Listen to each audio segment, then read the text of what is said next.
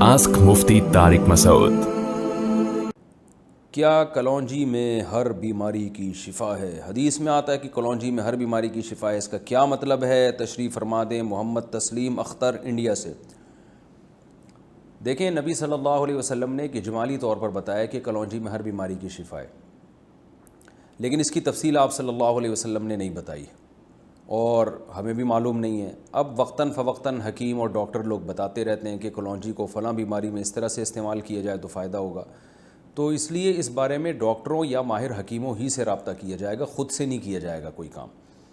اور دوسری بات یہ ہے کہ ہر بیماری سے شفا ہے، لیکن کتنی مقدار میں، کس وقت کھانے میں کون سی بیماری سے شفا ملتی ہے، یہ ضروری نہیں کہ ڈاکٹر یا حکیم کو بھی معلوم ہو۔ تو آپ نے خود سے شروع کر دیا، تو بہت سی چیزیں ابھی تک اس کا ہمیں علم نہیں ہے۔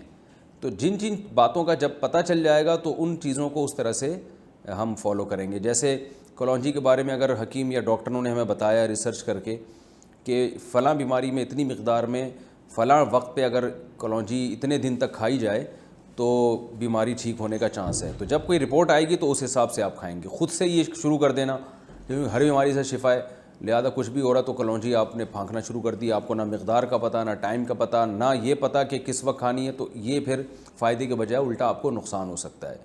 تو اس لیے نبی نے جو چیز مبہم طور پہ بتائی ہے، اجمالی طور پہ بتائی ہے، اس کو مبہم ہی رکھا جائے گا، اس میں ڈیٹیل میں ہم نہیں جا سکتے جب تک کہ ہمارے پاس کوئی باقاعدہ ریسرچ سے کچھ ثابت نہ ہو جائے۔ آسک مفتی طارق مسعود۔